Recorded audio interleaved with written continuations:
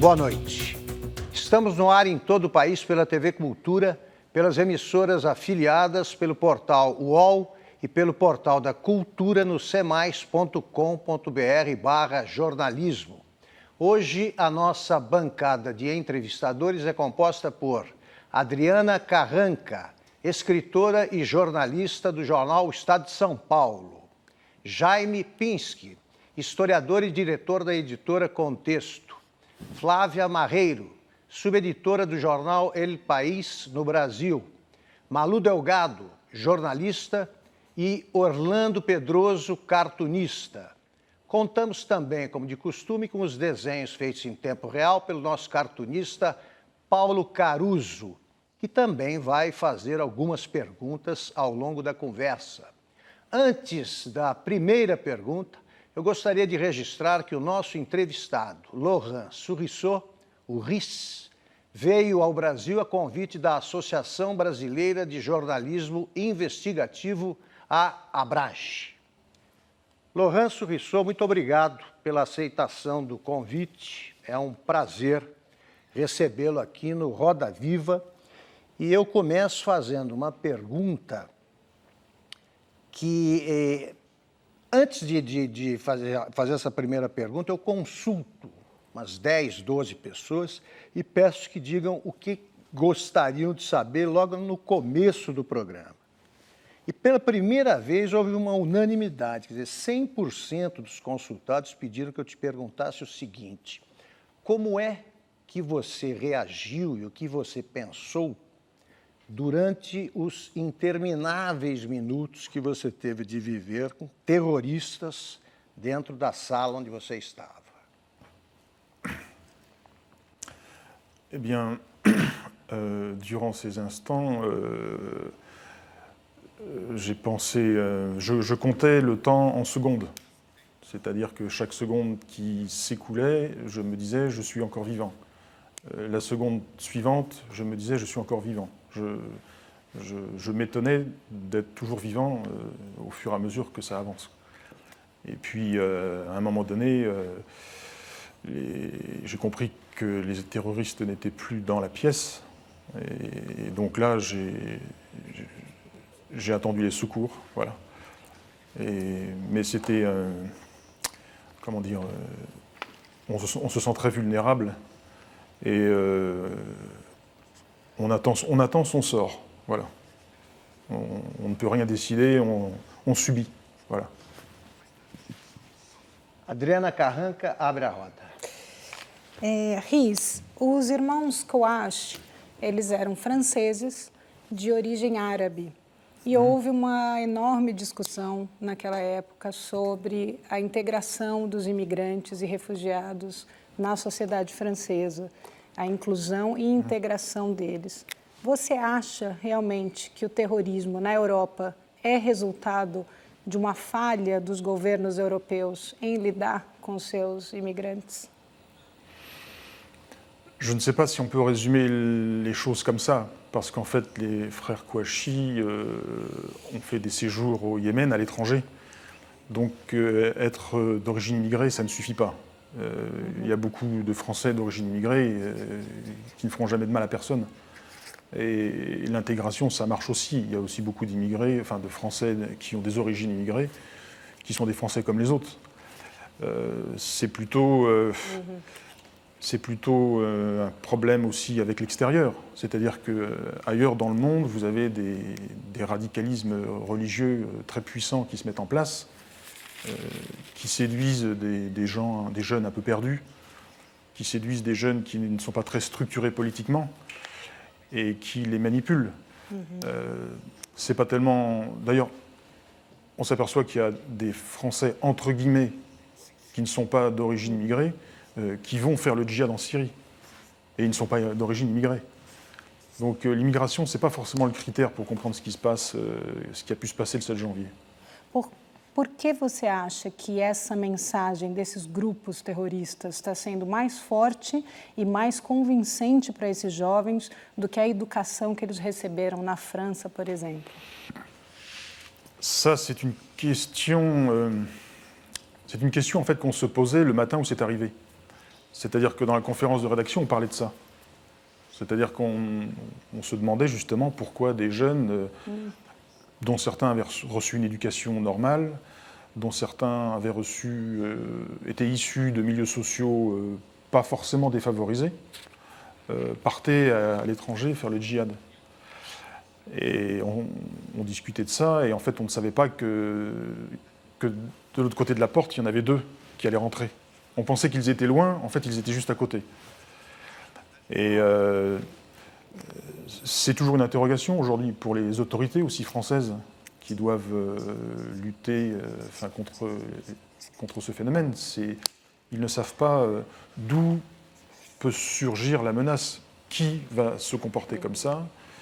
Il n'y a pas de catégorie, il n'y a plus de catégorie très précise pour savoir d'où vient ce genre de violence. Ça peut être n'importe qui. Voilà. Riz, o seu amigo e o seu colega, o Stéphane Charbonnier, o Chab, que também dirigia o Charlie e morreu no atentado, ele era conhecido como um espírito intrépido e costumava dizer que não tinha filhos, não tinha mulher, não tinha crédito e preferia morrer em pé do que de joelhos. Como é a sua relação com a insegurança permanente na sua vida, o risco constante de morrer? Como você lida com isso? Você já devia lidar com isso antes do atentado e agora de uma maneira muito mais latente, mais forte, presente na sua vida. Avant l'attentat,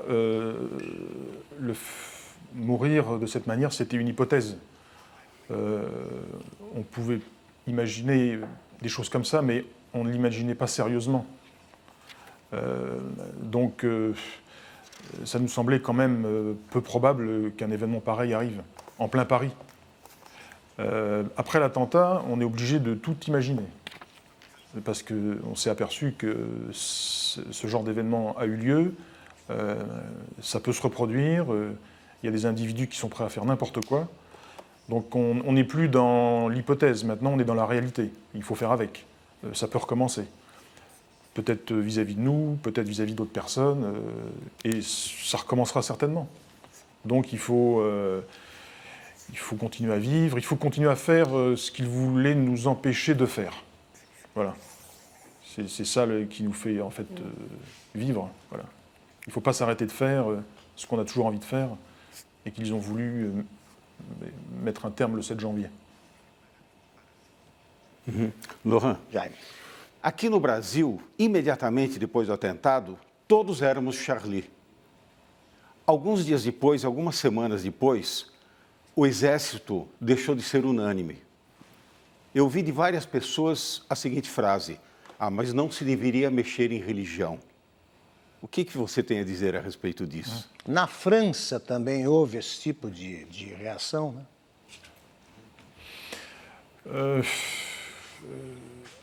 Ne pas toucher à la religion, je dirais que pour nous c'est un débat un peu ancien et vieux. C'est-à-dire qu'il y a toujours eu une tradition très satirique vis-à-vis de la religion depuis très longtemps. Donc vis-à-vis de l'Église catholique, vis-à-vis d'autres religions. Donc pour nous, faire des dessins sur la religion musulmane, sur les excès, ça ne nous semblait pas extraordinaire. Et je pense que la plupart des Français ne nous reprochent pas ça. Après, le débat était parasité par le fait que, c'est sûr, on s'est dit qu'il y a certaines catégories de Français qui ne sont pas descendus dans la rue pour nous soutenir. Peut-être des Français, entre guillemets, d'origine immigrée, de confession musulmane. C'est certainement un peu vrai, mais c'est pas aussi simple que ça. Je pense que les Français de confession musulmane sont très divers. C'est pas monolithique. Chez les musulmans en France, il y a plusieurs sortes de musulmans. Il y a des musulmans démocrates, il y a des musulmans qui respectent les lois de la République. Et même s'ils ont la vérité révélée, le phénomène religieux reste un phénomène privé, c'est dans la sphère privée. Les gens ont le droit de croire ce qu'ils veulent. Et après, c'est le rapport qu'ils ont avec le reste de la société. Donc il y a eu aussi certainement des gens qui n'ont pas bien compris pourquoi Charlie Hebdo publiait ça, et qui n'ont toujours pas compris pourquoi Charlie Hebdo publiait ça. Donc c'est un travail, je dirais, de longue haleine de faire comprendre pourquoi on a fait ça et pourquoi c'était justifié. Mais je crois qu'on est au début d'une histoire qui va être longue et compliquée comment dire, à écrire et à discuter avec tout le monde, quoi.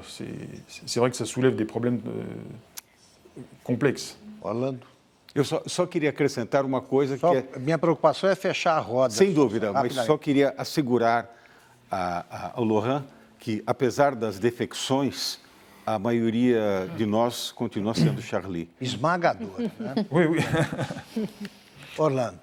O que a gente teve, especialmente nos grandes jornais, foi uma comoção muito grande com relação ao atentado e todo o sofrimento das pessoas e tal. Ao mesmo tempo, os grandes jornais e grandes revistas publicaram as charges que eram publicadas no Charlie e que jamais publicariam em suas edições diárias. Por um instante, a gente parece que tem um clima libertário acontecendo e, na verdade, tudo acaba voltando ao normal um pouquinho depois. O que a gente precisa, ou a imprensa precisa, sempre ter esse tipo de choque acontecendo? Você acha que as publicações brasileiras se contêm, Sim, evidentemente. censuram? Sempre elas estão... Existe uma onda conservadora bastante grande acontecendo e acho que não é só no Brasil. No Brasil, bastante grande mesmo. E o fato de os jornais publicarem tão abertamente as charges do Charlie e defenderem essa liberdade, né, cria um certo desconforto para quem trabalha no jornalismo diário. Como que você enxerga isso? A gente teve 8 milhões de tiragem do Charlie logo depois do atentado, essa tiragem vem diminuindo. Você acha que o quê? As pessoas se acomodam? C'est sûr que beaucoup de gens, à cette occasion, ont découvert Charlie Hebdo. Nous, on a toujours eu comme discours de dire on revendique une très grande liberté dans les pages de notre journal, mais on ne veut pas l'imposer à tout le monde. Les gens ne sont pas obligés de lire Charlie Hebdo. On ne veut pas non plus imposer à tout le reste de la presse ce que nous aimons faire. Donc je comprends que ça puisse choquer. Je veux dire, quand les gens disent je suis Charlie, on a le droit aussi de ne pas être Charlie. Je veux dire, le pluralisme, c'est ça aussi. Donc à la fois on revendique le droit de faire les dessins que nous faisons le plus librement possible, mais en même temps on ne veut pas l'imposer à toute la société. Voilà. Donc c'est ça notre conception du pluralisme. Maintenant, le 11 janvier, quand il y a eu cette grande manifestation, les Français, les Français, je pense, qui sont descendus dans la rue, même s'ils ne lisaient pas Charlie Hebdo, ont eu l'impression que cet attentat touchait à quelque chose de la République, quelque chose de fondamental, c'est-à-dire le droit de faire ce qu'on fait, le droit à une liberté assez grande.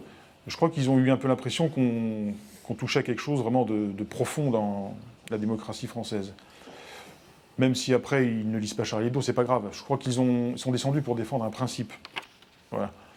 Flávio. Você acha, só um segundinho, você acha que as pessoas se sentem confortáveis defendendo a civilidade, a civilização, Liberdade de expressão, a liberdade, seja lá o que for, contra a barbárie? Quer dizer, existe um medo absurdo de que uma barbárie volte. De uma certa forma, todos somos meio bárbaros ainda. Ben, on est tous des barbares, enfin, j'espère pas quand même. Plus ou moins. J'espère être le moins barbare possible en tous les cas. J'espère ne pas l'être autant que ceux qui nous ont tiré dessus le 7 janvier. Donc je ne sais pas si tout le monde est barbare comme ça. En tous les cas, nous, on essaye à Charlie Hebdo d'inciter les gens à exprimer ce qu'ils ressentent autrement que par une violence physique. On peut être en colère, on peut être révolté, mais enfin, on peut le faire dans un cadre démocratique où on respecte les individus. Voilà. Donc la caricature à Charlie Hebdo, elle est à la fois très forte, mais en même temps, nous, on accepte les règles de la démocratie, quoi. On ne cherche pas à imposer ça aux autres. Flávia. Eu queria perguntar sobre como tem sido dirigir o jornal depois do atentado. O jornal partiu de uma situação financeira complicada, de quase falência, para 12 milhões de euros de lucro. E há, inclusive, discussões de como usar esse dinheiro. Como tem sido a sua rotina, as reuniões de pauta? Quais são os planos para a revolução digital do Charlie Hebdo? É o que mudou, né? O que mudou também no clima. La première difficulté en janvier, ça a été de savoir s'il fallait faire reparaître le journal. Parce que dans les semaines qui ont suivi l'attentat, personne n'était en mesure de travailler. Donc la question, c'est de savoir est-ce qu'il faut continuer à faire le journal, et si on continue à faire le journal, comment on le fait. Alors on s'est dit qu'il fallait quand même continuer à faire le journal, parce que si on arrêtait de faire le journal, ça aurait voulu dire que les terroristes avaient gagné. Donc la première réponse, c'était de faire reparaître le journal pour donner tort aux terroristes. Ça, c'était la première réaction. Après, certains voulaient que le journal reparaisse dans 6 mois. Certains voulaient prendre plus de temps pour reparaître. Moi, je pensais qu'il fallait faire reparaître le journal pas trop tard, parce que après, on aurait été, je crois, incapable, moralement ou psychologiquement, de refaire le journal. Il fallait attendre un peu pour se reposer, mais il ne fallait pas attendre trop longtemps. Sinon, je pense que le journal n'aurait jamais pu reparaître. Donc, on a pris la décision, à la grande majorité, de faire reparaître le journal, de retrouver le rythme hebdomadaire. Et puis, je pense que c'était aussi quelque chose dont on avait besoin, nous, de toutes les semaines produire quelque chose de nouveau, d'être à nouveau créatif toutes les semaines. C'est ça qui nous aide aussi moralement, c'est de voir que toutes les semaines, on est capable de produire quelque chose. Les semaines où on ne faisait rien, c'était un peu déprimant, parce qu'on avait l'impression de devenir inerte, de ne servir à rien. Donc il fallait, je crois qu'on avait besoin de refaire le journal. Voilà. Après, c'est vrai que le journal a été acheté à un très grand nombre d'exemplaires, ce qui nous a un peu étonnés. Mais moi, je dis qu'il ne faut pas trop penser à l'argent, parce que l'argent ne donne pas d'idées. Pour remplir un journal, quand on est devant sa feuille blanche, c'est pas l'argent qui donne des idées. Donc il faut se creuser la tête. La richesse, elle est dans la tête. L'argent est à la banque, mais la richesse est dans la tête. Voilà, si je puis dire. Et donc ce qu'on essaye quand même de donner aux lecteurs tous les mercredis, c'est quelque chose d'intéressant, d'intelligent et de talentueux. Et c'est ça l'essentiel. Voilà. Si on n'est plus capable de faire ça, il faut arrêter de faire le journal. Paulo Caruso quer fazer uma pergunta. Eu tenho um desenho que eu tentei publicar aqui na época do atentado, da primeira edição do Charlie, quando ficou claro. Eu queria que mostrasse esse desenho. O Charlie, né, usando o Charlie como escudo, provocando o maometano que estão se jogando pelo precipício abaixo. O editor olhou e falou: ótimo, mas não vamos publicar, porque não queriam entrar nessa briga. Eu fiquei com esse sentimento de que, na verdade, era um assunto que passava a ser proibido em função da provocação do fanatismo religioso. E fiz isso numa exposição colocando um crédito, uma legenda dizendo assim: o editor da Charlie Hebdo descobre com quantos Maomés se vende uma revista. A pergunta é, não foi um preço muito caro, Volinsky e toda a turma que foi vítima, você também, pela provocation au fanatisme religieux? Nous, on n'a jamais considéré qu'on faisait de la provocation, parce que d'abord, on n'a pas publié énormément de caricatures de Mahomet. En 2006, on a publié des caricatures qui avaient été réalisées au Danemark, parce qu'il y avait eu une censure à l'égard de ces caricatures, et par principe, on ne voulait pas accepter cette censure. C'est tout. Mais nous, on n'a rien à dire de particulier sur l'islam. Les gens ont le droit d'être musulmans.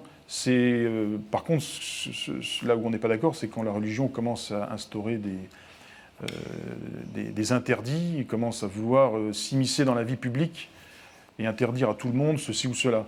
Donc c'est ça, nous, qu'on voulait simplement dire, c'est-à-dire on n'accepte pas qu'une religion impose des règles à toute la société. Pour nous, ça, c'est pas une provocation, c'est banal, c'est le b.a.-ba du fonctionnement de toute démocratie. Donc moi, j'accepte pas quand on dit qu'on a été provocateur, on a revendiqué un fonctionnement très simple d'une démocratie rationnelle et d'une démocratie où justement qui n'est pas dirigée par une vérité révélée, mais par la raison. Voilà, c'est tout ce qu'on demande. Je ne considère pas que c'est une provocation. O que eu sinto é essa conotação sexual carregando na figura dos ídolos religiosos, assim como na religião católica, na islâmica. Então, por exemplo, Cristo pregado na cruz com um prego no sexo e chega de pedofilia na igreja, não sei o quê. Outras situações, o Pai, o Filho, o Espírito Santo praticando o sexo grupal, coisa do tipo. No fundo, é uma provocação direta aos ídolos, aos ícones religiosos. Mas eu vou interferir. A resposta só dele. Um palpite. Não, então, mas só com um palpite. Como estabelecer limites? D'abord, il y a les limites de la loi, c'est-à-dire qu'en France, il y a quand même des règles sur la liberté d'expression. Traditionnellement, les tribunaux sont très tolérants à l'égard du dessin humoristique et satirique. Donc c'est pas non plus un hasard, parce qu'ils considèrent que c'est dans la tradition française, parce qu'ils considèrent aussi que c'est une production artistique et qu'on doit être un peu plus tolérant pour cette forme d'expression que pour d'autres formes d'expression. Si on arrête d'exercer cette liberté, elle va disparaître. Même si ça peut choquer, je dirais que par principe, il faut que ça existe, parce que si ça n'existe plus, l'espace de la liberté se rétrécit. On ne s'en rend pas compte, mais si on renonce à exercer cette forme d'expression, si plus personne ne le fait, tout doucement, l'espace se rétrécit et à la fin, on n'ose plus rien faire. Donc, c'est aussi par principe. Je pense qu'il faut toujours quand même être un peu provocateur dans une démocratie, sachant bien que, étant donné quand même que on n'impose pas la lecture de Charlie Hebdo à tout le monde. Les gens qui n'aiment pas Charlie Hebdo, qui ne veulent pas voir ça, eh bien ils ne l'achètent pas, et puis ils ne le verront pas, c'est tout. Adriana, a última pergunta do bloco, depois a gente continuar sobre isso. Queria continuar Mas a gente nesse vai pro segundo assunto da religião, como o senhor mencionou, né? Liberdade e riso caminham juntos aí na tradição europeia. Existe uma aceitação da sátira. A sátira emergiu nas grandes guerras religiosas no passado, entre católicos e protestantes, não é uma provocação contra o Islã. Mas alguns jornais na época do atentado falaram que o Charlie Hebdo tinha sido alvo porque os seus fundadores eram anticlericais, antirreligiosos, antirreligião em geral. Eu queria fazer uma pergunta pessoal a você. Você tem religião e essa relação com a religião e com a fé mudou depois que você se viu tão perto da morte? Ah non, moi je n'ai pas de religion, je suis athée. Voilà. Et ça, ce qui est arrivé ne fait que conforter mes convictions. Voilà. Voilà. Sim. Vamos para um rápido intervalo e voltamos já com Laurent Sourisseau, diretor do semanário francês Charlie Hebdo.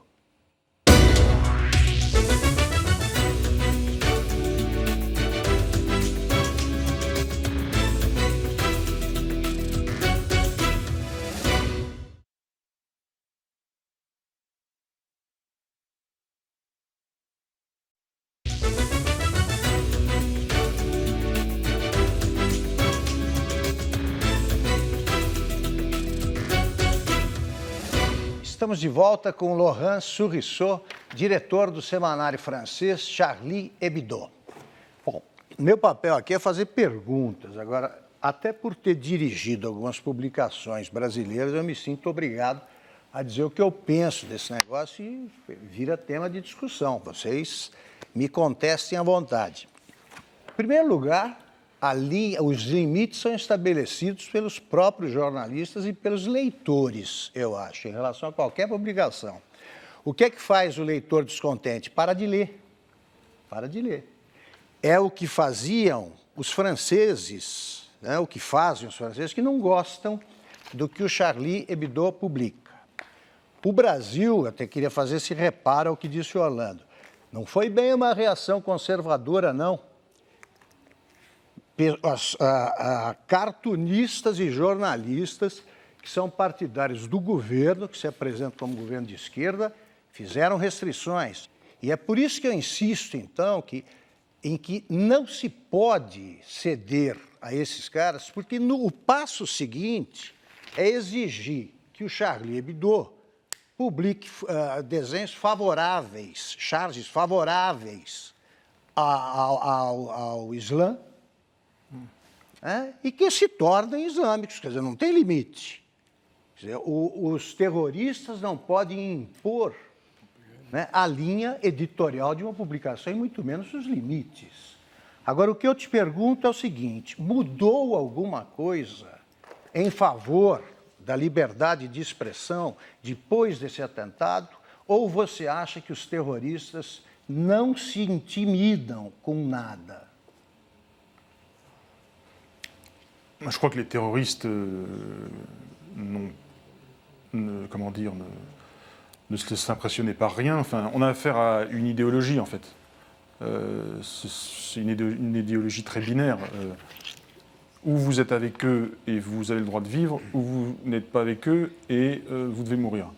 Donc c'est vraiment... on a en face de nous une idéologie totalitaire, enfin pour les islamistes. Donc ils n'évolueront jamais. C'est-à-dire que ces gens-là jamais ne comprendront ce qu'on fait. Et malheureusement, je ne vois pas comment on peut discuter de ça avec des gens comme ça. Le débat, ça n'existe pas avec eux. Enfin, avec ceux qui nous ont attaqués en tous les cas. Voilà. Jaime, depois roda aberta. Malu? É tal história, o debate não pode ocorrer porque as verdades se originam de formas diferentes. De uma ela é racional, de outra ela é revelada, então nunca vai poder. Mas eu queria discutir um pouco a questão da provocação. Isso está me provocando, essa palavra, sabe? Eu ouvi várias pessoas dizerem de provocação. Eu vou dizer o que é provocação. Provocação era, na Idade Média, queimar mulheres sábias dizendo que elas eram bruxas, coisa que o cristianismo fazia.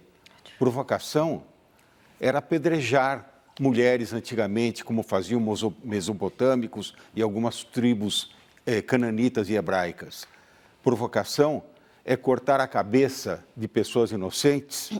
Provocação é impedir as meninas de estudar nas mesmas escolas que os meninos. Isso é provocação.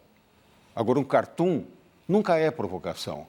Então, eu não consigo entender, eu não sei o que vocês pensam disso, eu não consigo entender que natureza de provocação é essa de fazer um cartoon. Mais, nous, quand on fait un dessin, d'abord, on ne cherche pas à interdire à qui que ce soit de faire ce qu'il a envie de faire. C'est tout. Donc, ce n'est pas une provocation, comme vous le dites. La provocation, elle vient des gens qui cherchent à semer la terreur, à semer le doute, à modifier le comportement des gens, à empêcher les gens d'être libres. Nous, les dessins qu'on fait, ce sont des commentaires ironiques, mais on n'empêche pas les gens de vivre la vie qu'ils ont envie de vivre. On n'empêche pas les gens de croire. Les gens ont le droit de croire et de pratiquer leur religion. Charlie Hebdo n'a pas envie de voir disparaître la liberté religieuse. Ce serait pas rassurant que dans une démocratie, on ne puisse plus pratiquer sa religion comme on veut. Mais nous, ce qu'on veut, c'est avoir le droit de critiquer les principes religieux, de critiquer ce que racontent les religions. Voilà, nous, ce qu'on veut, c'est maintenir un esprit critique. C'est tout. Parce qu'au fond, derrière tout ça, la seule question fondamentale qui se pose, c'est une question qui est vieille comme l'humanité, c'est est-ce que Dieu existe? Bon. Il y a des gens qui pensent que c'est le cas, puis il y en a d'autres qui pensent que ce n'est pas le cas. Et en 2015, on a quand même le droit de poser toujours cette question. Voilà. Et faire de la satire sur la religion, c'est une manière de toujours poser cette question-là. Sabe, quer dizer, é um direito de cidadania, uma conquista da cidadania, cada praticar a sua religião, cada não praticar religião nenhuma se não quiser, ou como no Brasil, praticar sincretismos, não é? desenvolvidos por aqui e até pelas próprias pessoas. Tem pessoas que se sentem perfeitamente bem pertencendo um pedacinho a cada religião ou tomando de cada religião aquilo que elas acham mais interessante. Lohan, Malu. o Brasil vive hoje um momento político delicado com uma forte polarização, algo que se estendeu pós-período eleitoral. E, ao mesmo tempo, o Congresso brasileiro, o Legislativo brasileiro, existe uma ala religiosa conservadora que tem uma certa hegemonia no Congresso e impede discussão de temas como, por exemplo, o aborto, que o Brasil provavelmente não vai discutir nos próximos anos. Na sua avaliação, o que fomenta mais a intolerância? A política ou a religião ou uma combinação das duas?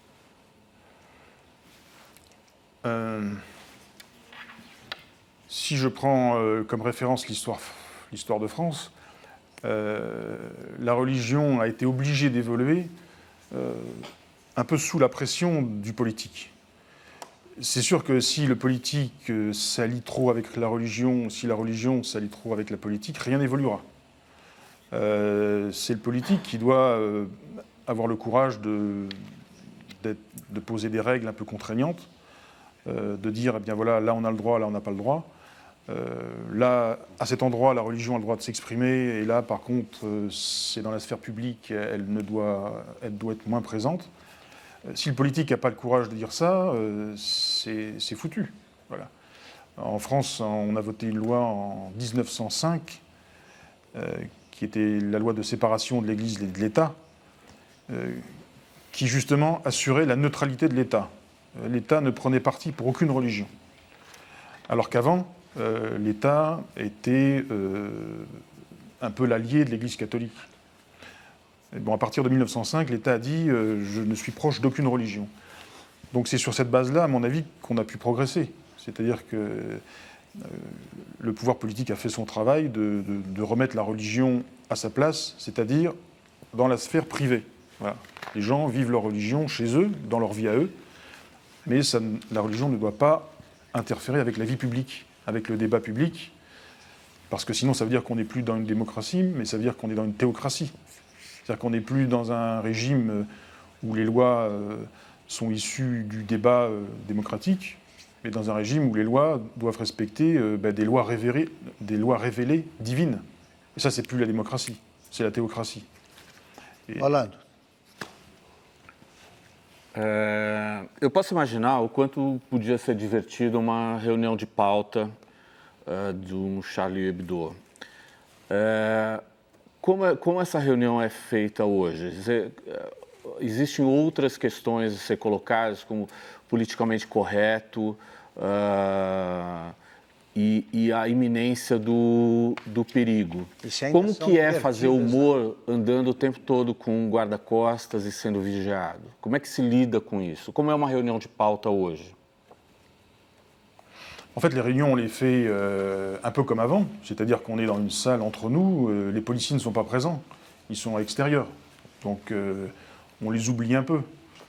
Il faut les oublier un peu, il ne faut pas penser tout le temps à ça. Il faut penser au journal et à qu'est-ce qu'on veut dire. Ce qui donne envie de faire un journal, c'est l'envie de transmettre des idées, de transmettre de l'humour. C'est ça qui fait que le journal existe. Donc on a encore cette envie-là. Tant que cette envie-là sera présente, le journal existera. Donc on ne pense pas trop à la protection policière, même si des fois ça provoque un peu des inconvénients. Quand on veut aller en reportage, on est obligé d'être accompagné avec des policiers. Donc des fois les gens ne comprennent pas très bien qui sont ces policiers, quoi. Não existe uma policinha dentro da cabeça interna, uma polícia que fica ali o tempo todo, que não é física? On a des protections individuelles. Il y a des policiers qui nous protègent individuellement. Et c'est vrai que quand on va faire un reportage, ils nous suivent. Donc, mas acho que o Orlando está perguntando sobre autocensura. Não, exatamente. Você não tem a polícia. Ah, oui. Não é um policial físico, um policial interno que fica ali dizendo faça isso, não faça aquilo, isso pode, isso não pode. Ficaram mais cuidadosos, mais cautelosos, ou não?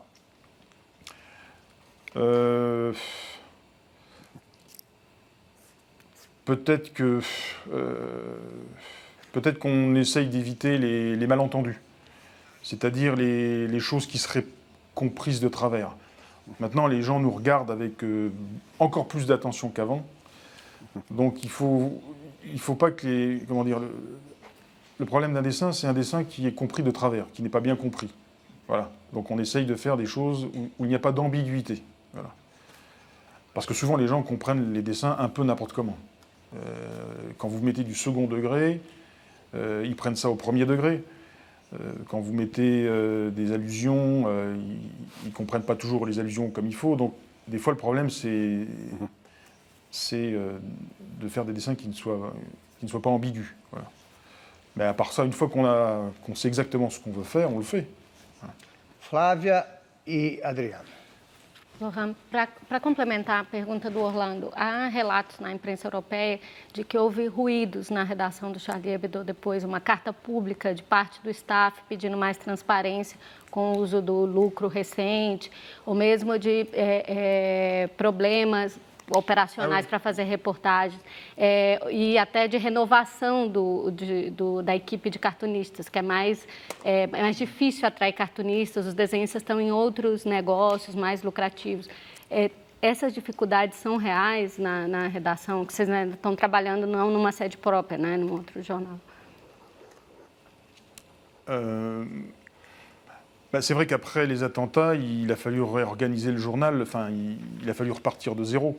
C'est-à-dire que il a fallu reconstruire le journal, reconstruire l'envie de faire le journal, donc c'était pas évident pour personne. Et c'était normal que les gens se posent des questions au sein du journal sur la manière de refaire le journal. Ça, c'est normal. Après,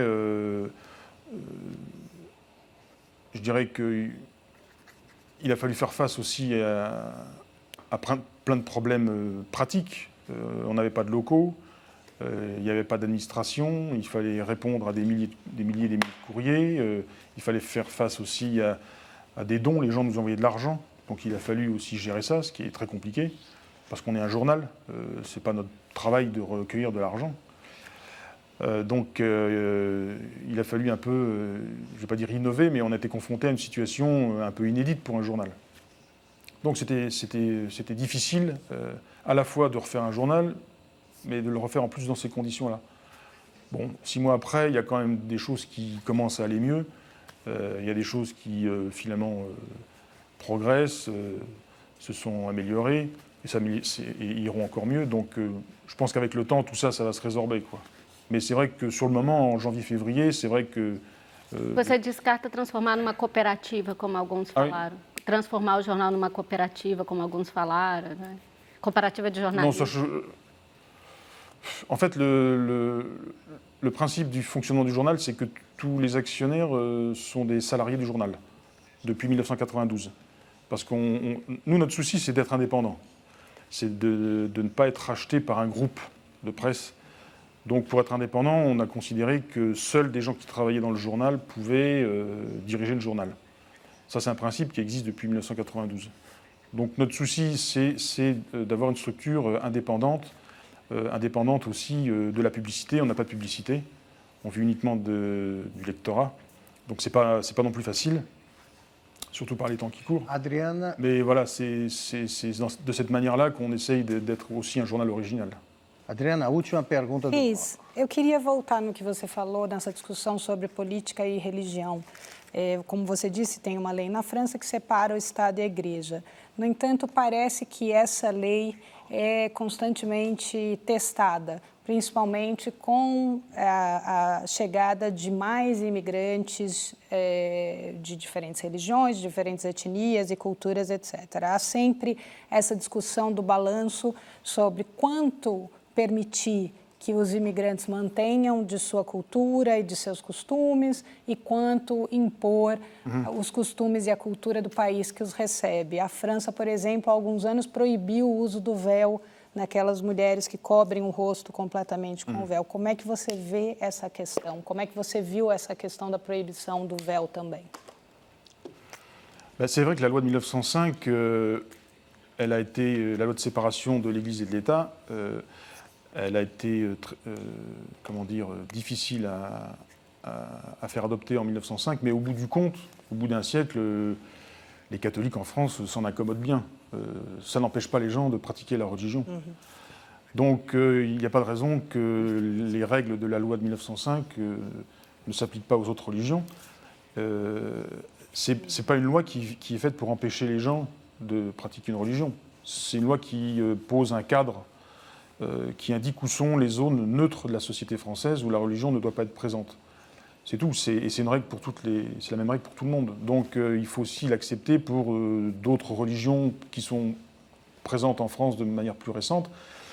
Mas é controverso no caso do véu, porque é parte da religião e, ao mesmo tempo, entra nessa zona neutra, como você fala, da convivência na sociedade francesa, né? Nas escolas, por exemplo. Oui, mais il ne faut pas être dupe. Moi, je considère que ce sont les religieux intégristes qui veulent ça, qui instrumentalisent le voile pour gagner du terrain, pour faire reculer la laïcité, parce que d'abord le voile, c'est pas obligatoire dans la religion musulmane, et qu'on peut pratiquer la religion musulmane sans le voile, c'est pas indispensable. Donc je pense qu'il ne faut pas non plus être dupe de certaines revendications. Você concorda com a proibição, então? Você concordou na época? Adriana, só encerra tel que la loi pro Paulo. Telle que la loi telle qu'elle est actuellement, elle est raisonnable. Voilà. Elle interdit à l'école, mais elle n'interdit pas dans la rue. Les femmes peuvent se promener dans la rue voilées. Même si on n'est pas d'accord avec ça, on n'interdit pas aux femmes de se balader dans la rue avec un voile. Voilà. Paulo Caruso. Uma questão da imprensa aqui, os cartunistas, por exemplo, estão deixando de publicar e de trabalhar por causa da revolução do meio digital com o jornal impresso. O jornal impresso custa muito dinheiro, então estão se cortando salários e também na ordem de faixa etária, todos os artistas. Então, os artistas estão sofrendo com isso. Você falando da independência, da importância da independência do jornal Charlie, né?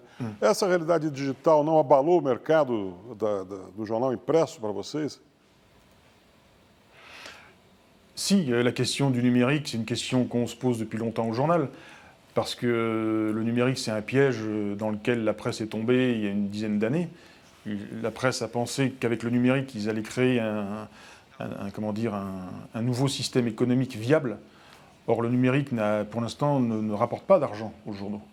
Les journaux perdent de l'argent avec le numérique. Et en fait, la seule manière pour un journal de gagner de l'argent, c'est de vendre des journaux papier. Voilà. Donc nous, on a toujours été fidèles au journal papier. Maintenant, c'est vrai qu'on est obligé de développer un peu le numérique, mais le numérique payant. C'est-à-dire que la folie des journaux dans les années 90, c'est d'avoir mis le contenu de manière gratuite et ça, sur Internet. Et ça a créé une culture de la gratuité chez les consommateurs, chez les jeunes. Ils pensent qu'un journal, ça se consomme gratuitement et que ça se fait gratuitement, ce qui est faux. Quand on achète du pain, le boulanger ne vous donne pas gratuitement son pain. Il a travaillé, il faut le payer. C'est pareil pour un journal. Et c'est vrai que c'est dur aujourd'hui de faire comprendre que l'information, c'est un vrai travail et qu'il faut payer pour être informé. Voilà. Donc je ne sais pas si la presse retrouvera, la situation économique florissante d'il y a 20 ou 30 ans. C'est vrai qu'aujourd'hui, c'est très dur, même pour des grands quotidiens français, pour des grands magazines français, c'est dur d'être à l'équilibre. Il y a beaucoup de journaux pratiquement tous les journaux ont des problèmes financiers. Donc il y a un vrai enjeu, quoi. Et ces journaux n'existent encore aujourd'hui que parce qu'ils appartiennent à des groupes économiques puissants qui les renflouent. Voilà. Et quand on est dans un journal comme Charlie Hebdo, où on n'appartient pas à un groupe, on doit se débrouiller tout seul. Temos tempo para uma pergunta e a Malu estava me fazendo sinal. Eu queria fazer um complemento da pergunta que o Orlando fez sobre essa situação de acompanhamento policial constante. O escritor Roberto Saviano, que viria ao Brasil, autor de Gomorra, cancelou uma participação num festival literário no Brasil por conta de questões policiais. Ele é ameaçado de morte pela máfia napolitana. Vocês têm um espírito... Não receberia proteção, foi isso? Houve algum equívoco? Houve um problema, uma restrição da polícia italiana, porque acharam que seria extremamente arriscado, não seria suficientemente seguro. Sim. Hoje aqui, a gente chegando aqui, vários policiais o acompanham, né? Vocês têm esse espírito libertário que é o sentido para vocês de fazer jornalismo. É um paradoxo, né? Vocês estão privados de liberdade e vocês estão trabalhando em prol de um jornalismo libertário. Como conviver com isso? Como é altamente contraditório, não? Nécessaire, mais contradictoire. Oui, c'est nécessaire. En même temps, on essaye de... Ça réduit un peu notre liberté, mais ça ne l'annule pas non plus. On peut quand même faire des choses. Ça ne nous empêche pas de faire quand même ce qu'on veut. Et puis on travaille aussi de manière concertée avec les policiers qui comprennent notre métier et qui font du mieux qu'ils peuvent pour qu'on fasse notre métier. Voilà. Ils ne nous empêchent pas de faire notre métier. Comme ils le disent comme ils le disent eux-mêmes, c'est eux qui s'adaptent à nous. Voilà. Donc, maintenant, quand il y a des choses trop risquées, bon, ils peuvent nous le dire, mais dans l'ensemble, on arrive quand même à faire ce qu'on veut, même si ce n'est pas toujours facile. C'est sûr qu'il y a des reportages qu'on ne pourra plus faire, mais il y a des pays dans le monde où on aurait pu avant voyager tranquillement. Aujourd'hui, c'est vrai que ce serait trop dangereux pour un journaliste de Charlie Hebdo d'aller dans certains de ces pays. Bon, ça, c'est, on n'y peut rien, c'est la faute à personne. Vamos para outro ligeiro intervalo e voltamos com o terceiro bloco da entrevista com o diretor do semanário francês Charlie Hebdo, Laurent Sourisseau, que é o nosso convidado do Roda Viva Internacional.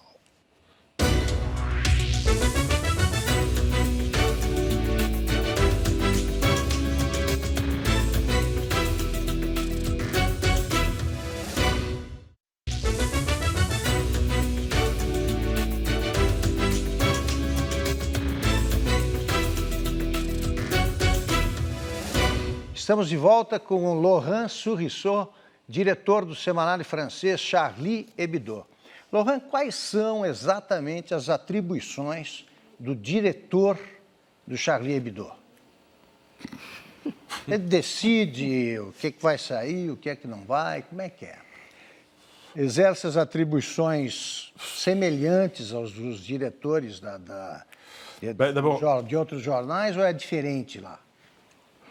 Déjà, il est soumis à des obligations légales comme les autres directeurs de journaux vis-à-vis de la justice. C'est-à-dire qu'il est responsable de la publication. Donc si on est poursuivi en justice, donc c'est moi qui serai poursuivi personnellement. Donc ça, c'est un statut juridique. Après le fonctionnement de Charlie, il est le plus, le plus ouvert possible. C'est-à-dire que je crois que les gens travaillent bien quand ils font ce qu'ils ont envie de faire. Ça ne sert à rien de forcer les gens à faire ce qu'ils n'aiment pas faire ou ce qu'ils ne savent pas faire. Donc mon travail, c'est d'essayer d'inciter à faire ce que les gens savent faire de mieux, de les pousser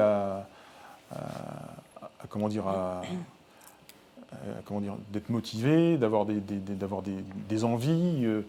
C'est de donner envie à l'équipe de faire le journal. Voilà. C'est plus comme ça que je vois le travail d'un directeur de Charlie Hebdo. On n'est pas des petits chefs.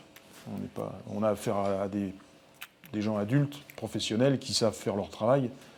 À la limite, je n'ai pas à leur dire ce qu'ils doivent faire. Agora, Ils le savent. Um exemplo prático. Se você tem o espaço para uma charge e você tem que escolher entre duas, é você que escolhe?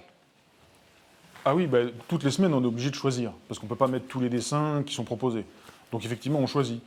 Mais je choisis, mais des fois, quand je ne suis pas sûr, je demande aux autres, parce que je ne suis pas non plus sûr d'avoir toujours raison. Des fois, on croit qu'on a raison. Donc c'est toujours bien de travailler avec les autres. Voilà. Jaime, vou lembrar que temos 15 minutos nesse bloco. Não usarei todos. Sem dúvida alguma, o cartunista faz parte de uma faixa extremamente importante da sociedade, ao meu ver, que é a consciência crítica da sociedade. Quer dizer, essa consciência crítica, né, o intelectual também pode fazer, se ele se dispõe a isso, parte dessa consciência crítica, o jornalista, etc. Nem sempre isso acontece, mas deveria ser.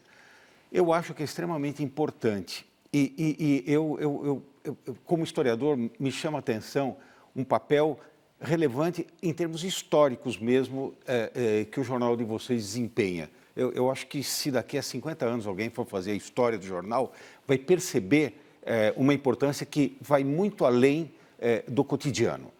A sociedade francesa está sofrendo alterações enormes. Quer dizer, hoje em dia a sociedade francesa é uma sociedade miscigenada, alterada, e que está procurando um novo ponto de equilíbrio, diferente daquela que era a França tradicional e por aí afora. Isso não significa, contudo, ela perder algumas conquistas importantes de cidadania, de civilização. Quer dizer, como é que ela pode, ao mesmo tempo, incorporar essas novas pessoas que chegam com ideias diferentes e, ao mesmo tempo, manter a sua essência, né, da Revolução Francesa, as conquistas de cidadania. Quer dizer, como lidar com essas coisas? Então, são forças que se degladiam e o jornal desempenha um papel central nisso tudo. É assim que você vê também a importância do jornal, saindo do cotidiano? C'est vrai que le journal se trouve dans une position, comment dire, qu'il n'imaginait pas avoir il y a quelques années. Le journal a reparu en 1992 et on fait à peu près le même journal qu'en 1992, mais au fur et à mesure de l'avancée dans le temps, on a vu des choses changer autour de nous. Effectivement, des réactions nouvelles, des comportements nouveaux. On avait publié des dessins en 2004, je crois, sur Mahomet. Ça avait fait un petit peu de bruit, mais pas plus. 2 ans après, ça a fait un grand scandale. Et 4 ans après, le journal a brûlé. Donc d'année en année, on a vu que des choses autour de nous changeaient. Alors que nous, on fait toujours à peu près la même chose. Donc je pense que le rôle d'un journal comme Charlie, c'est d'être un peu comme une sorte de témoin. On sert un peu de révélateur à ce qui se passe autour de la société française. Vous parliez toujours de provocation. Nous, comment dire, j'ai l'impression qu'on sert un peu de révélateur à ce qui se passe autour des changements de la société française. Maintenant, je ne suis pas aussi pessimiste quand on dit que la société française a du mal avec des nouvelles populations, des nouvelles cultures. Moi, je pense au contraire que les idées de la Révolution française, que la conception française de la démocratie est bien plus forte qu'on l'imagine et que même s'il y a des difficultés, au bout du compte, avec le temps, je dirais tout le monde trouve sa place dans la démocratie française telle que la Révolution française l'a conçue. Il y a une sorte de pacte commun qui fait que, à mon avis, on trouvera tous notre place avec notre diversité. Donc il ne faut pas non plus se laisser impressionner par certaines difficultés, par certaines tensions. C'est presque inévitable. L'histoire de France n'a jamais été un long fleuve tranquille. Ça n'a jamais été idyllique. Mais au bout du compte, moi je compte sur les générations. À chaque génération, il y a quelque chose des mentalités qui évoluent. Les enfants ne pensent pas comme les parents, les petits-enfants ne pensent pas comme les grands-parents. Et moi je pense que ce qu'on appelle l'intégration, ça marche mieux qu'on ne le dit en fait. On parle toujours des problèmes, ce qui est normal, mais c'est vrai qu'on ne parle jamais des choses quand elles se passent bien, puisqu'il n'y a rien à dire, puisque ça se passe bien. Je pense qu'il y a beaucoup de Français qui ont une origine immigrée, qui sont des Français comme les autres et qui vivent exactement comme les autres, et qui sont des démocrates et des républicains comme les autres au bout du compte. Quand tous les ans, vous avez des Français, enfin des étrangers qui sont naturalisés, français, ils sont contents de devenir français, ils sont heureux de devenir français, ils sont fiers de devenir français, parce que la France, c'est aussi un projet politique, je veux dire, ambitieux, tel que les idées de la Révolution l'ont défini. Olha só, Apartem à vontade. Não, deixa, o Orlando está esperando. Diga. É só uma coisinha muito rápida. Por favor, bem rápido, que temos 15 Eu acho minutos. que o papel também está sendo brilhante num outro aspecto, lembrar a própria cultura islâmica, muçulmana, os seus melhores momentos. No momento que a Europa, por exemplo, na Idade Média, estava no seu momento que não era dos mais brilhantes, né? A cultura islâmica incorporava cristãos, judeus e muçulmanos para juntos trabalharem. Então, quer dizer, essa cultura, essa argamassa, não é, que tem que ser buscada hoje em dia na Europa. Orlando. No seu ponto de vista, existe humor a favor? Segundo, tem a ver um pouco, porque eu queria saber como é o cenário hoje com os novos talentos no humor francês. E pergunto isso, acho que as duas perguntas têm um pouco a ver, porque essa nova geração, ela pode estar sendo formada exatamente num cenário de ameaça, de medo ou de poucas perspectivas dentro dos jornais. Quer dizer, como que você vê isso? Existe humor a favor? Como é a nova geração de cartunistas franceses? Un humour pour et un humour contre, c'est-à-dire... O humor ele tem que ser contra alguma coisa. Aqui no Brasil a gente tem uma característica que é ter um tipo de cartunista que é a favor do governo, ele só faz cartoon a favor do governo, ele só faz cartoon a favor de alguma coisa, de uma crença que ele tenha, etc. J'ai pas cette vision-là, enfin je conçois pas le métier de dessinateur comme quelqu'un qui fait de l'humour pour ou contre. Parce que ça, c'est du dessin militant.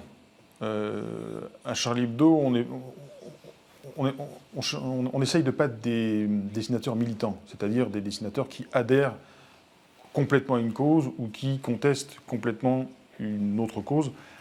C'est pas tout blanc, c'est pas tout noir. Je dirais plutôt que nous, on essaye d'entretenir un esprit satirique, un humour, parce que c'est une philosophie, en fait, c'est qu'on a aussi, on a besoin du rire, on a besoin de l'humour, on ne peut pas non plus être tout le temps dans la gravité. Quand on regarde l'actualité autour de nous, c'est une actualité extrêmement grave et déprimante, enfin c'est tout le temps déprimant l'actualité, c'est que des drames et des horreurs, donc on essaye aussi c'est presque une démarche philosophique, le dessin de presse, c'est qu'il faut quand même rire de la vie et des choses, et même quand elles sont dramatiques, et peut-être surtout quand elles sont dramatiques. Donc nous, on n'a pas une vision pour ou contre. Après, c'est vrai, Charlie est plutôt un journal de gauche. C'est vrai qu'on s'amuse peut-être plus à faire des dessins pour ironiser sur la droite, mais quand la gauche fait des choses stupides, il n'y a pas de raison de ne pas s'en amuser aussi. Voilà. On ne se prive pas d'un dessin marrant et humoristique sous prétexte qu'il est contre ou ceci. Enfin, c'est pas tellement notre vision, quoi. E os novos talentos, desculpa. Ça, les nouveaux talents, on verra avec le temps. On verra si les nouveaux dessinateurs ont les mêmes audaces. Peut-être qu'ils seront plus audacieux que nous, on n'en sait rien. Ça, c'est l'avenir qui nous le dira. Adriana, vamos tentando completar a roda, que temos agora 4 minutos. Eu queria voltar ainda naquela questão dos imigrantes. Você fala dos ideais da Revolução Francesa, como eles prevaleceram ainda na sociedade e que muitos imigrantes conseguem conviver ali na sociedade francesa de uma forma natural. No entanto, esses ataques, como o que ocorreu contra o Charlie Hebdo, acabam exacerbando uma certa xenofobia. Existe, por exemplo, o romancista francês Michel Houellebecq publicou um livro sobre o futuro da França governado por muçulmanos e parece que há uma reação de parte da população com relação a isso. Os próprios grupos extremistas e alguns analistas falam que esse terrorismo de jovens europeus está sendo motivado pelo isolamento, falta de perspectiva desses jovens nas sociedades europeias. Como conciliar os ideais da Revolução Francesa com tudo isso que está acontecendo, toda essa discussão sobre o crescimento da imigração na França e o que parece estar está acontecendo, que é o crescimento da xenofobia, se eu não estou enganada? En fait, quand on voit des actes violents comme ce qui a eu lieu le 7 janvier, on pouvait craindre effectivement des réactions aussi violentes. Moi, je suis presque étonné et rassuré de voir que finalement, les Français dans leur ensemble n'ont pas envie que ça dérape, même n'ont pas envie que ça s'aggrave. Et au fond, personne n'a intérêt à ce que les gens se tapent dessus.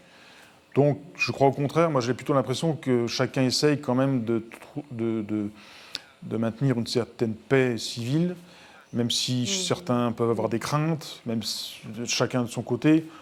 Je ne sais pas si les gens ont vraiment envie de se taper dessus, en fait. Malu. Foi esse pensamento que motivou Por favor, a capa Adriana, nós estamos com 3 Desculpa. minutos. É que eu só ia mencionar a capa do Charlie Hebdo, a primeira depois do atentado, que dizia está tudo perdoado. E aí eu queria saber se foi isso, esse pensamento dele que motivou essa capa. Oui, c'est-à-dire qu'après ce qu'on avait vécu, on n'a pas envie d'être dans la rancœur ou dans la vengeance ou dans la haine. Ce n'est pas la solution. Voilà, et c'est aussi un message qu'on voulait donner à ceux qui peut-être auraient eu cette tendance d'aller dans cette direction. C'est pas la vengeance, la vengeance, c'est pas la solution. Voilà, il faut voir au-delà de ça. Voilà, c'est le message qu'on a voulu donner avec cette couverture. Bom, eu vou ter de deixar as perguntas da Malu e da Flávia para o próximo bloco. Vamos para um rápido intervalo e voltamos já para a quarta e última parte da entrevista com Laurent Souriceau, diretor do semanário francês Charlie Hebdo.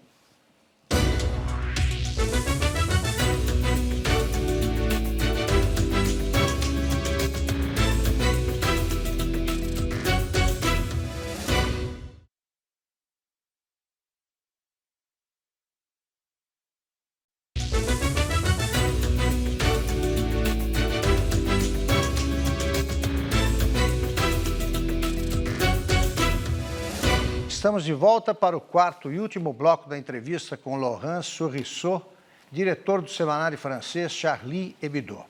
Laurent, numa entrevista recente que você concedeu à coluna da jornalista brasileira Mônica Bergamo, você disse, num trecho de resposta, o seguinte: se a tradução estiver incorreta, corrija, por favor.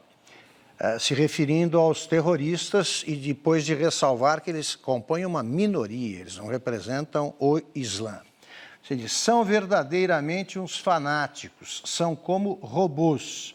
Eles só vão parar se forem mortos. Se não morrerem, vão continuar. Não se pode conversar com eles. Ou você está com eles e vive, ou está contra eles e morre. Feita essa constatação, se você confirmar o que disse, o que é que os governos dos países ocidentais podem fazer para que não volte a ocorrer um atentado como o registrado no Charlie Hebdo? En fait, je crois que les gouvernements sont résignés à l'idée qu'il y aura d'autres attentats. Ils savent qu'ils ne pourront pas empêcher d'autres attentats. C'est ce que récemment a dit le Premier ministre français Manuel Valls. Il a dit la question n'est pas de savoir s'il y aura d'autres attentats, la question est de savoir quand ils auront lieu. Il y aura d'autres attentats. Donc il y a à la fois un travail qui est fait par les forces, le ministère de l'Intérieur pour essayer de lutter contre la propagande sur Internet, qui influence des jeunes un peu fragiles. Et en même temps, il y a la prévention aussi à l'égard d'individus qui sont déjà intégrés dans des mouvements islamistes. Et c'est très difficile pour la police de savoir exactement où le prochain attentat aura lieu. Ils ne peuvent pas le savoir. Malu, depois Flávia. Laurent, a geração Wolinski e Jean Cabou é uma geração extremamente engajada, que veio de um ativismo ali da final da década de 60, estudantil político. você mencionou no bloco anterior que o papel, que entende um pouco o papel do Charlie Hebdo como um papel revelador da realidade social. Em que medida, pensando um pouco nessas gerações antigas que atuaram no jornal, em que medida o Charlie tem um papel transformador? Ou ou o jornalismo satírico perdeu a capacidade transformadora na Europa por essa conjuntura de fatores que a gente vive hoje na realidade, que tem a ver com a mobilidade, né, com a migração e com o que a Adriana mencionou, enfim, com toda essa conjuntura. Quand je dis que Charlie Hebdo est un révélateur, c'est vrai, mais c'est un petit peu à son corps défendant. On ne se lève pas le matin en disant ma mission sur Terre, c'est de révéler ce qui se passe autour de moi dans la société. C'est un peu par hasard que les choses se font comme ça. Donc on n'est pas des missionnaires. Voilà, on est juste des dessinateurs, on n'est rien de plus. Mais en étant simplement ça, on s'aperçoit que, ben oui, des fois on dérange des gens, on pose problème à des gens, donc c'est intéressant de savoir pourquoi ces problèmes-là existent. Maintenant, je crois qu'il ne faut pas trop se regarder en train de faire du dessin de presse, il ne faut pas trop se regarder en train de faire ce qu'on fait, il ne faut pas avoir une glace en permanence, sinon on ne fait rien. Sinon, on risque d'être dans des démarches un peu narcissiques. Il faut penser uniquement à ce qu'on a envie d'exprimer, aux idées que l'on a, à l'humour que l'on a envie d'exprimer et de communiquer à d'autres. Un journal, c'est un média, c'est un intermédiaire entre nous et le public. C'est un lieu qui permet de dialoguer avec le public et nous. C'est ça qui compte. Ça sert à créer des liens avec des gens qui pensent comme nous, qui ont les mêmes goûts que nous. Voilà. Si autour, des gens ne comprennent pas, tant pis, c'est pas grave. C'est la vie, on pourra pas convaincre tout le monde. C'est uniquement ça, nous, la vision qu'on a. On n'est pas des missionnaires de Flávia. Ohana. Depois, Paulo Caruso. Queria lhe perguntar sobre um tema local. Além de participar da Abrage, eu tenho informação que você se interessou pela crise hídrica, a grave crise hídrica no estado, e quis visitar a situação da Cantareira. Por que essa preocupação? É uma pauta? Vai sair crise no estado de São Paulo, vai sair no próximo Charlie Hebdo? Justement, on parlait de Charlie, de l'ancienne génération. C'est une caractéristique de Charlie Hebdo. Charlie Hebdo a toujours été historiquement très proche de l'écologie. Dans les années 70, c'était peut-être le seul journal qui parlait d'écologie, qui parlait du nucléaire, qui parlait des problèmes environnementaux. Donc ça fait partie, je veux dire, de l'identité profonde du journal, parce qu'on pense que l'écologie, c'est la seule idée qui est vraiment révolutionnaire. C'est-à-dire que si vraiment on tenait compte des problèmes écologiques, on serait obligé de modifier notre mode de vie de manière tellement radicale que ça créerait une autre société. C'est-à-dire que l'écologie, c'est pas simplement de mettre des petites fleurs ou des choses agréables, ça nous oblige à changer notre mode de vie. Enfin, si vraiment on voulait être dans une société écologique, il faudrait vraiment repenser notre mode de fonctionnement. Donc c'est en fait une idée vraiment révolutionnaire, l'écologie, si vraiment on veut l'être. Et c'est pour ça qu'aujourd'hui, les gouvernements prennent aussi peu de décisions vraiment écologiques, parce que ça touche à trop de choses. Et c'est vrai que la vision qu'on a de l'écologie, elle est un peu pessimiste. On fait beaucoup de sommets sur l'écologie, il va y avoir à Paris un grand sommet à la fin de l'année. Qu'est-ce que ça va changer? Je ne sais pas trop. Tout le monde est d'accord pour dire que ce qui se passe est inacceptable, mais qui aura le courage de prendre des mesures? Peu de monde, à mon avis. Paulo, depois roda aberta. Uma pergunta aqui que tem a ver com esse desenho que eu estou mostrando aqui nesse momento, que é como é que você se define quando cartunista? Como é que você resolveu ser cartunista? Parece que é o cara que não tem um compromisso com o retrato da realidade, como um cronista, um analista, um jornalista. Eu acho que o estímulo vem de fora, deve ter tido algum momento que você se identificou com essa linguagem. Confissões de Paulo Caruso. Je crois que quant à Charlie, tous les dessinateurs étaient réunis autour de la table. Le premier plaisir d'être dans ce journal, c'était comment dire, je ne sais pas quel est le mot en portugais, c'est de déconner. Voilà. C'est de bien se marrer.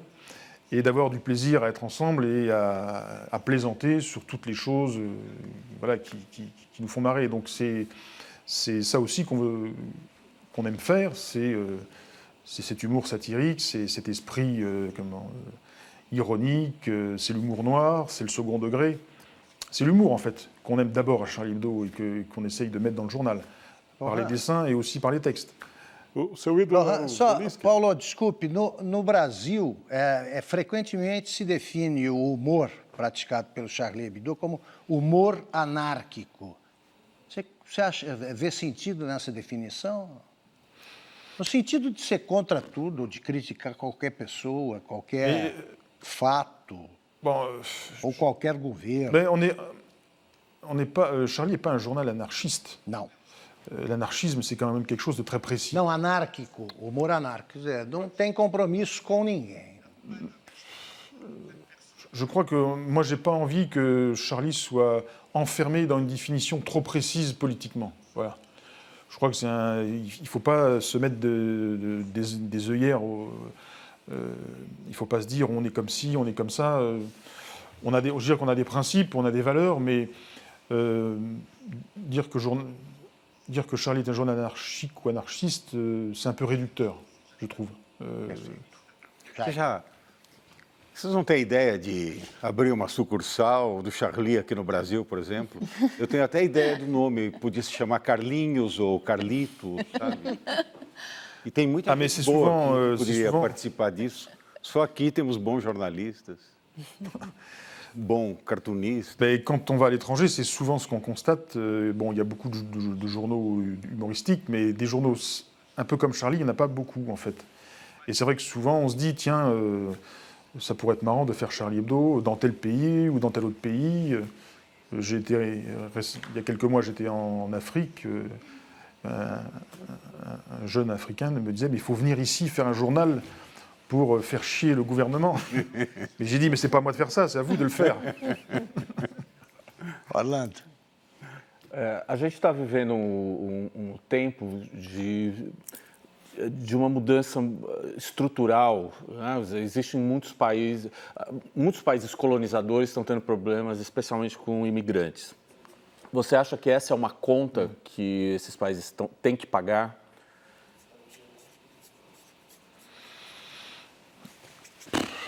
Si on aborde ce problème-là dans cet état d'esprit-là, on ne trouvera pas la bonne solution. Il ne s'agit pas de régler des comptes. Il s'agit de faire en sorte qu'on vive dans une société où tout le monde trouve sa place pour être ce qu'il est et vivre en paix. C'est tout. Après l'histoire, c'est vrai qu'il y a beaucoup de débats sur la mémoire de l'esclavage, sur la mémoire de la colonisation. C'est vrai que les pays colonisateurs ont parfois eu du mal à regarder leurs responsabilités passées. Mais ça, c'est le travail des historiens, c'est le travail de l'éducation, c'est le travail de l'instruction à l'école. Il ne faut pas non plus être prisonnier du passé, sinon jamais on avancera. Donc moi, je pense que... moi je pense qu'il ne faut pas être trop prisonnier du passé. Il faut affronter l'histoire, il faut connaître l'histoire, il faut savoir ce qui s'est passé, tout le monde doit savoir ce qui s'est passé, mais il ne faut pas non plus... on ne peut pas aujourd'hui... on ne pourra jamais réparer ce qui s'est passé dans le passé. C'est absurde, c'est vain. Mas você acha que os franceses... Por favor, Orlando, agora eu vou passar a palavra. Adriana, senão não fechamos aí. Eu queria voltar na primeira pergunta que o Augusto fez a você. Rapidamente. Que foi sobre a questão, a sua fala de que não tem outra forma de lidar com esses terroristas senão matá-los. Eu tive recentemente com a Malala Yousafzai, que teve sofreu a mesma coisa que você, levou um tiro, sobreviveu. E ela falava, embora seja uma menina, enfim, de como... de que a resposta do Ocidente ao terrorismo está equivocada, porque você consegue matar terroristas, mas não consegue matar o terrorismo. Para acabar com a ideologia, é preciso uma ofensiva de educação. Embora pareça uma questão ingênua, foi justamente o que a Arábia Saudita fez nos últimos 30 anos. investindo milhões, se não bilhões, em madraças, escolas religiosas para disseminar o Islã radical. O que você pensa disso, da posição da França nessas guerras, tanto no Iraque quanto no Afeganistão, et le résultat de ça dans la société française?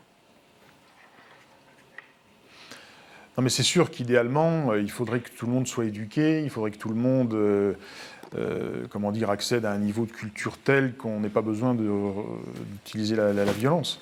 Mais je dirais que le jour où j'ai vu surgir dans le journal un type avec une mitraillette, à ce moment-là, c'est trop tard. Voilà. Bien sûr qu'il faut toujours de l'éducation. Il faut prendre les choses en amont, ça c'est sûr et certain. Plus on s'occupe des individus jeunes, plus on leur donne de l'éducation, de l'instruction, plus on leur ouvre l'esprit à la diversité, et moins ils ont de chances de se laisser piéger par ces choses-là. Donc moi j'ai envie de tuer personne, mais dans certaines circonstances, on ne sait plus très bien ce qu'il faut faire d'autre. Quand on a vraiment l'impression d'avoir en face de soi des robots. Voilà. Mais c'est sûr qu'il ne faut pas renoncer à l'éducation et à donner le maximum de culture. Il n'y a que ça qui peut faire progresser une société. Temos tempo para uma pergunta. Malu? Isso, cartunista, o Luz, resolveu deixar o Charlie. Você, logo no início do programa, você falou que pensava, eu ainda estou vivo, eu ainda estou vivo, eu ainda estou vivo. E falou desse sentido de continuidade, vocês não poderiam ceder. Mas por algum momento passou pela sua cabeça desistir de tudo? Je me suis posé cette question quand j'étais dans les locaux en train d'attendre les secours. Je me suis dit, mais finalement, les gens ne veulent pas de nous.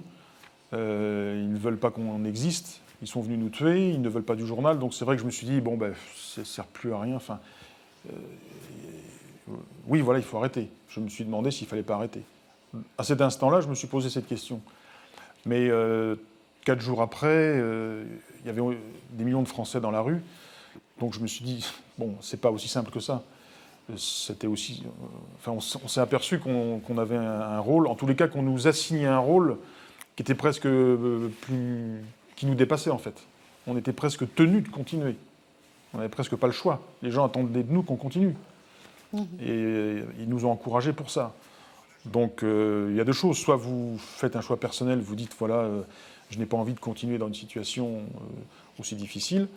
Soit vous dites, soit vous relevez le défi. Vous dites voilà, on vit un moment d'histoire, il faut être à la hauteur de ce moment-là, il ne faut pas renoncer. Voilà.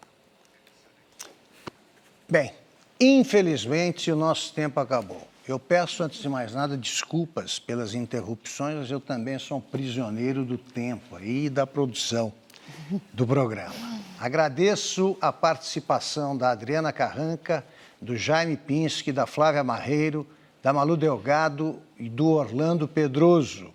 Também agradeço, claro, a participação do nosso cartunista Paulo Caruso.